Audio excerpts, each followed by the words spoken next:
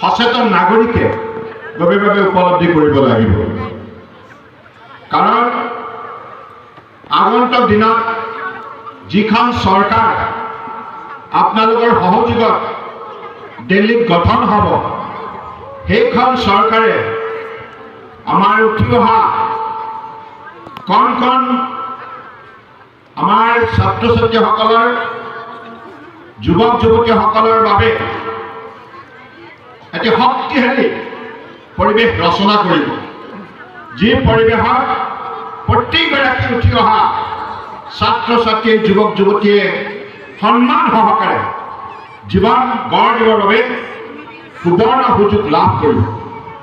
আৰু সমাজৰ সকলো শ্ৰেণীৰ ৰাইজে, খেতিয়ক হওক, শ্ৰমিক হওক, সৰু সৰু ব্যৱসায় বাণিজ্য কৰা ব্যক্তি হওক, পুৰুষ হওক, মহিলা হওক, বৃদ্ধ হওক, বৃদ্ধা হওক, বিধৱা হওক, দিব্যাংগ হওক, সমাজৰ সকলো শ্ৰেণীৰ ৰাইজৰ বাবে আগন্তুক দিনৰ চৰকাৰখনে এটা শক্তিশালী ভৱিষ্যতৰ বাবে বলিষ্ঠ পদক্ষেপ গ্ৰহণ কৰিব।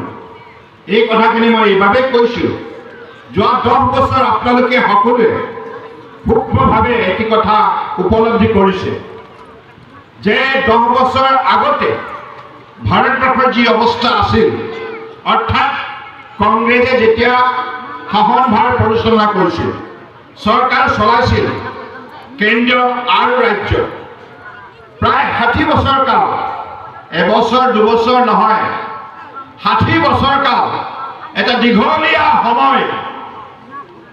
অৰ্থাৎ কোনোবা সন্তান আজি যদি জন্ম হয়, 60 বছৰ পাছত তেওঁক জ্যেষ্ঠ নাগৰিক হিচাপে সংবিধানে স্বীকৃতি প্ৰদান কৰে, সমাজে শ্ৰদ্ধা নিবেদন কৰে।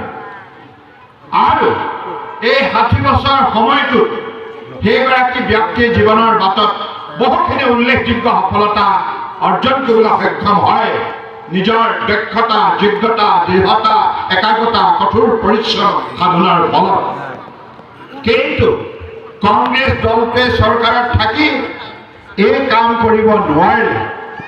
60 বছৰ কাল ৰাজত্ব কৰাৰ পাছতো এই গোৱালপাৰা জিলাত কংগ্ৰেছৰ কাৰ্যকালত এটা সুন্দৰ পকী ৰাস্তা নিৰ্মাণ কৰিব নোৱাৰিলে। 60 বছৰ কাল ৰাজত্ব কৰাৰ পাছতো এই ব্ৰহ্মপুত্ৰৰ বুকুত তেখেতসকলে আমাক যিমান কেইখন দলঙৰ দৰকাৰ আছিল যাতায়াতৰ যোগাযোগ ব্যৱস্থা সুচল কৰাৰ বাবে, সেইখিনি কাম কৰিব নোৱাৰিলে।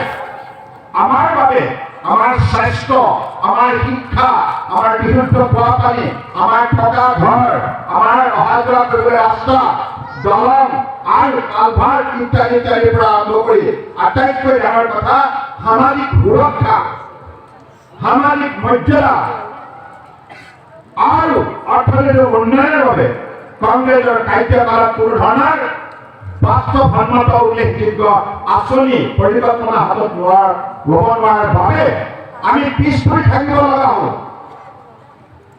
প্ৰথমতে ৰাইজ 2014 চনত যেতিয়া নৰেন্দ্ৰ মোদী ডাঙৰীয়াই ভাৰতবৰ্ষৰ জনগণৰ সহযোগত কেন্দ্ৰত বিজেপি নেতৃত্বাধীন এনডিএ চৰকাৰ গঠন কৰিলে, সেই সময়ত তেখেতে সিদ্ধান্ত ল'লে যে যোৱা 60 বছৰ কাল কংগ্ৰেছৰ অপশাসনৰ বাবে ভাৰতবৰ্ষৰ জনগণে যিমানখিনি শাস্তি ভৰিব লগা হ'ল, আনকি খেতিয়কৰ উৎপাদিত সামগ্ৰী, কৃষিজাত সামগ্ৰী, সি শাক পাচলি হওক, ফল মূলেই হওক বা ধান চাউলেই হওক, এইবিলাক সামগ্ৰী বিক্ৰী কৰিবৰ বাবে উচিত ধৰণৰ কোনো বজাৰ নাছিল। আৰু এই সামগ্ৰীবিলাক ওচৰৰ বজাৰত বিক্ৰী কৰিবৰ বাবে কোনো ধৰণৰ উন্নত ৰাস্তা পদূলিৰ ব্যৱস্থা প্ৰৱৰ্তন কৰা নাছিল। কিন্তু মাননীয় প্ৰধানমন্ত্ৰী ডাঙৰীয়াই খেতিয়কৰ এই সমস্যাৰ কথা গভীৰভাৱে অনুধাৱন কৰি আৰু গোটেই ভাৰতবৰ্ষখনক অধ্যয়ন কৰি গৱেষণা কৰি এই সত্যটো আৱিষ্কাৰ কৰিলে যে এইখন ভাৰতবৰ্ষত বহুত কেইখন জিলা আছে যি ভাবিব নোৱাৰাকৈ পিছপৰা জিলা। সেই জিলাসমূহ চিনাক্তকৰণ কৰিলে আৰু সৰ্বমুঠ গোটেই ভাৰতবৰ্ষত 112খন জিলা নৰেন্দ্ৰ মোদী ডাঙৰীয়াই চিনাক্ত কৰিলে, যিকেইখন জিলা ভাৰতবৰ্ষৰ অন্যান্য ৰাজ্যসমূহৰ জিলাতকৈ বহুত পিছপৰা আৰু সেই জিলাবিলাকৰ ভিতৰত অন্যতম হিচাপে তেখেতে চিনাক্ত কৰিলে এই গোৱালপাৰা জিলা। এই গোৱালপাৰা জিলাত শিক্ষাই হওক, স্বাস্থ্যই হওক বা বিশুদ্ধ খোৱা পানীয়ে হওক, বিজুলী যোগান ব্যৱস্থাই হওক বা আমাৰ খেতিয়কৰ বাবে সৰ্বসাধাৰণ ৰাইজৰ বাবে টকা পইচা লেনদেন কৰাৰ বাবে বেংক ব্যৱস্থাই হওক, এনেধৰণে বহু ক্ষেত্ৰত এই গোৱালপাৰা জিলাখন পিছ পৰি আছিল। মাননীয় প্ৰধানমন্ত্ৰী নৰেন্দ্ৰ মোদী ডাঙৰীয়াই সিদ্ধান্ত ল'লে ভাৰতবৰ্ষৰ এনে এখন কোনো জিলা থকা উচিত নহয় যি পিছ পৰি থাকিব, আৰু সেই জিলাসমূহত থকা জনসাধাৰণ সন্মান সহকাৰে জীৱন নিৰ্বাহ কৰাৰ বাবে সুবৰ্ণ সুযোগ প্ৰদান কৰিব লাগিব। আধুনিক ধ্যান ধাৰণাৰে তেখেতসকলৰ যাতায়াত ব্যৱস্থা আৰু তেখেতসকলৰ অন্যান্য সা সুবিধাবিলাক প্ৰদান কৰিব লাগিব।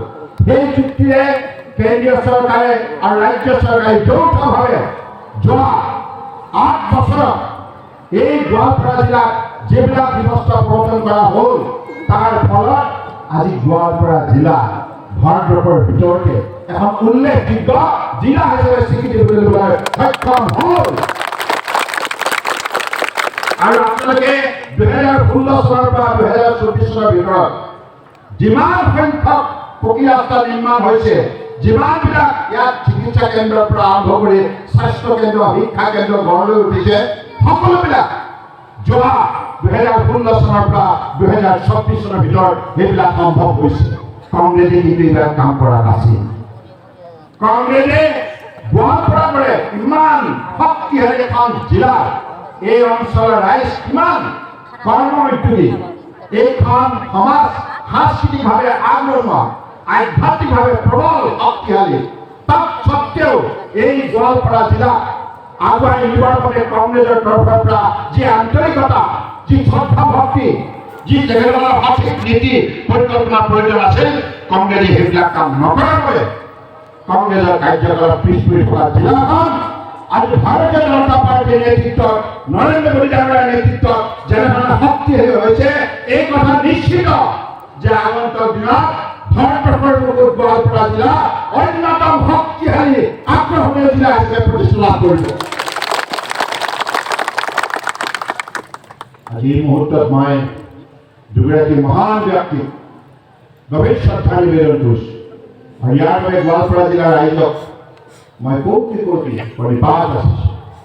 এই গোৱালপাৰা জিলাই ইমান সুসন্তান অসমৰ বাবে, ভাৰতবৰ্ষৰ বাবে জন্ম দিছে। শুক্লেশ্বৰ ৰাভা ডাঙৰীয়া আৰু বীৰবল ৰাভা ডাঙৰীয়া, হয়নে? আমাৰ অসমৰ গৌৰৱ, ভাৰতবৰ্ষৰ গৌৰৱ।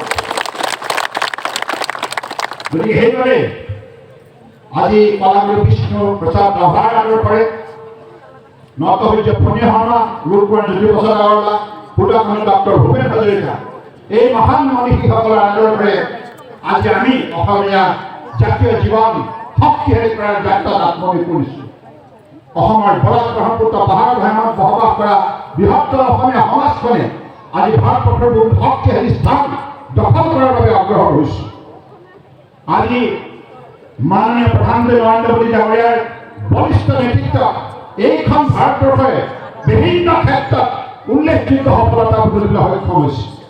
আজি আমাৰ সন্মুখত থকা ডাঙৰ ৰাষ্ট্ৰ আমেৰিকাই হওক, উন্নত ৰাষ্ট্ৰ হিচাপে স্বীকৃতিপ্ৰাপ্ত চাইনাই হওক, জাৰ্মানী হওক, ফ্ৰান্সে হওক, ব্ৰিটেইনে হওক, জাৰ্মানীয়ে হওক, জাপানে হওক, এই ৰাষ্ট্ৰসমূহৰ লগত আমি প্ৰতিযোগিতাত আজি বিশেষভাৱে অংশগ্ৰহণ কৰিছোঁ, প্ৰতিযোগিতাত নামিছোঁ। আমাৰ লক্ষ্য, পৰম শ্ৰদ্ধাৰ প্ৰধানমন্ত্ৰী ডাঙৰীয়াই ভাৰতবৰ্ষৰ 140 কোটি 84 লাখ লোকৰ বাবে এটা লক্ষ্য স্থিৰ কৰিছে। আগন্তুক দিনত আমাৰ উঠি অহা ছাত্ৰ ছাত্ৰীসকলক আধুনিক ধ্যান ধাৰণে উন্নত শিক্ষা প্ৰদান কৰি এইখন ভাৰতবৰ্ষক বিশ্বৰ আটাইতকৈ শক্তিশালী ৰাষ্ট্ৰ হিচাপে গঢ় দিব লাগিব। আৰু আমি আমাৰ সন্মুখত থকা অন্যান্য উন্নত ৰাষ্ট্ৰবিলাকক সম্পূৰ্ণভাৱে বিভিন্ন কৰ্মক্ষেত্ৰত আমি তেখেতসকলতকৈ আগুৱাই যাব লাগিব আৰু আমাৰ সৰ্বশ্ৰেষ্ঠ শক্তি প্ৰদৰ্শন কৰিব লাগিব। এই ভাৰতবৰ্ষক শক্তিশালী কৰা যাত্ৰাত অসমেও এটা উল্লেখযোগ্য ভূমিকা পালন কৰিব লাগিব আৰু এই গোৱালপাৰা জিলাও উল্লেখযোগ্য ভূমিকা পালন কৰিব লাগিব। গতিকে সেইবাবে মাননীয় প্ৰধানমন্ত্ৰীয়ে আগন্তুক দিনত ভাৰতবৰ্ষৰ অহা 5 বছৰ আৰু 3 কোটি মহিলা আয়োগ লাখপতি বাইদেউ হিচাপে গঢ়ি তোলাৰ বাবে বিভিন্ন ধৰণৰ আঁচনিৰ কথা ইতিমধ্যে ঘোষণা কৰিছে। 3 কোটি অৰ্থাৎ এই 3 কোটিৰ ভিতৰত আপোনালোকৰ মাজতো বহু মহিলা ইয়াক সামৰি লোৱা হ'ব আৰু যোগ্যতাৰ ভিত্তিতে আপোনালোকে আগন্তুক দিনত অৰ্থনৈতিক বুনিয়াদ এই গোৱালপাৰা জিলাৰ লগতে অসমত ভাৰতবৰ্ষত গঢ় দিয়াৰ ক্ষেত্ৰত উল্লেখযোগ্য ভূমিকা পালন কৰিব আৰু এনেধৰণে মহিলা আইসকলক উপাৰ্জনৰ ক্ষেত্ৰত স্বাৱলম্বী কৰা হ'ব, সবলীকৰণ কৰা হ'ব আৰু এইখন ৰাজ্যক এইখন ৰাষ্ট্ৰক বিশ্বৰ ৰূপত আগুৱাই নিয়া হ'ব। ঠিক তেনেধৰণে যুৱ শক্তিকো যাতে আগন্তুক দিনত প্ৰত্যক্ষ আৰু পৰোক্ষভাৱে কৰ্মসংস্থাপন দিব পাৰি তাৰ বাবে ইতিমধ্যে ষ্টাৰ্টআপৰ যোগেদি নানা ধৰণৰ প্ৰযুক্তিৰ জৰিয়তে আধুনিক ধ্যান ধাৰণেৰে দক্ষতা প্ৰদান কৰি তেখেতসকলক কৰ্মসংস্থাপনৰ বাবে উপাৰ্জনৰ বাবে তেখেতসকলক যোগ্য আৰু দক্ষ কৰি তোলা হ'ব। গতিকে আগন্তুক দিনত এই কথাও মোদীয়ে ঘোষণা কৰিছে 70 বছৰ যিসকল বয়স ইতিমধ্যে গৰকিছে তেখেতসকলক পুৰুষ আৰু মহিলা আয়ুষ্মান ভাৰতৰ যোগেদি 5 লাখ টকাৰ তেখেতসকলৰ চিকিৎসা গ্ৰহণ কৰাৰ সুবিধা প্ৰদান কৰা হ'ব প্ৰতিগৰাকী পুৰুষ মহিলা সকলোকে। অৰ্থাৎ এইখন ৰাষ্ট্ৰত যাতে কোনো ব্যক্তি ঘৰ ঘৰতে থাকিব নালাগে, কোনো ব্যক্তি ঘৰত যাতে আন্ধাৰ নহয়, কোনো ব্যক্তিয়ে যাতে অনাহাৰে থাকিব নালাগে, তাৰ বাবে অহা 5 বছৰৰ বাবে বিনামূলীয়া অন্নমুঠি যোগান ধৰাৰ বাবেও মোদী ডাঙৰীয়াই অহা 5 বছৰৰ বাবে 11 লাখ কোটি টকা অনুদান জনাইছে। গতিকে এই হৈছে মানৱ সেৱা, এই হৈছে ৰাষ্ট্ৰভক্তি, এই হৈছে দেশ সেৱা। গতিকে মোদী ডাঙৰীয়াই আজি তেখেতৰ 10 বছৰীয়া কাৰ্যকালত যি সন্মান নিষ্ঠাৰে সবকা ভক্তিৰে সবকা সাথ सबका विकास, सबका विश्वास और सबका प्रयास यार अर्थ হ'ল আমি সকলোৱে মিলি একেলগে এজনে আনজনক আস্থাৰ বিশ্বাস লৈ কঠোৰ পৰিশ্ৰম কৰি আমাৰ দেশৰ ভৱিষ্যত, ৰাজ্যৰ ভৱিষ্যত, জিলাৰ ভৱিষ্যত গঢ় দিম।